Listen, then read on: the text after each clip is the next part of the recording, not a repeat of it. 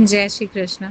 श्रीनाथ जी चरित्रामृत में आज हम सुनेंगे ब्रजवासियों के गौरस से बंधे गौरस के रसिकवर भाग 7 और 8। दही का दूसरा नाम है गौरस। गौ अर्थात इंद्रिया। दही के माध्यम से श्री गोवर्धनधर ब्रजवासियों की पवित्र इंद्रियों के रस का पान करते थे और उसी के साथ उनके सभी मनोवांछित संकल्पों की पूर्ति भी करते थे। लाला तनिक रुक जा। इतना कहकर शोभा ने श्रीनाथ जी का दही से लथपथ मुख पोंछने हेतु अपनी ओढ़नी उठाई और उनके मुख को धीरे धीरे साफ करने लगी। मंद हाथों से दही पोंछते पोंछते शोभा सुध बुध खोने लगी। उस पारदर्शी ओढ़नी के नीचे से श्याम मुख की झलक देखकर वह भाव विभोर हो उठी। रसोत्पन्न का स्थायी भाव तो पहले से ही विद्यमान था, पर अब उसमें संचारी भाव का प्रवेश हुआ। शोभा का अंतर और बाहरी अस्तित्व संपूर्ण रसमयी हो गया।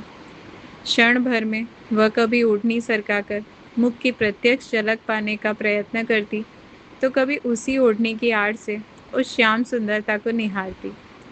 बाहर से तो वही क्रिया ओढ़नी से मुख पोंछने की चल रही थी, पर भीतर व्रजांगना जो रस अनुभव कर रही थी वह शब्दों के परे था, काव्य और वाणी की सीमा से बाहर।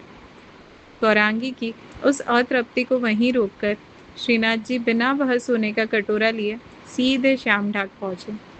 वहां कुंभन दास, गोविंद दास, गोपीनाथ दास ग्वाल और अन्य सखा मंडली प्रतीक्षा कर रही थी।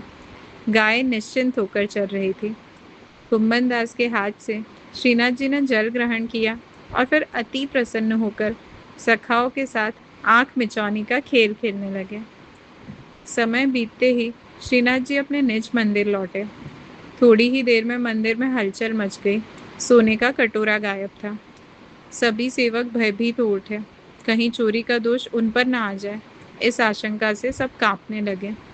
उसी समय शोभा गुजरी हाथ में वही सोने का कटोरा लेकर श्री गुसाई जी के सामने आ पहुंची और बोली, महाराज, आपके लाडले को अब ब्रजवासियों के घर का दही नियम पूर्वक नहीं दिया जाता।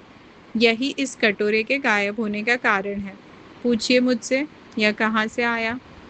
आज दोपहर यह कटोरा लेकर देव दमन मेरे घर दही आरोगने पधारे थे। मेरी पूरी दोणी खाली कर दी और यह कटोरा वहीं रखकर वन की ओर चले गए। श्री गुसाई जी ने पूछा, गुजरिया, तेरो नाम का है? शोभा।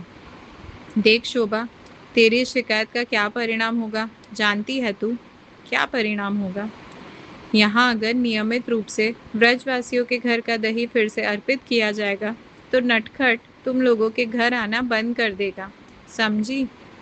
शोभा मुस्कुराई और बोली, भले बंद कर दे, कम से कम उसे दोपहर की धूप में इतना श्रम तो न सहना पड़ेगा।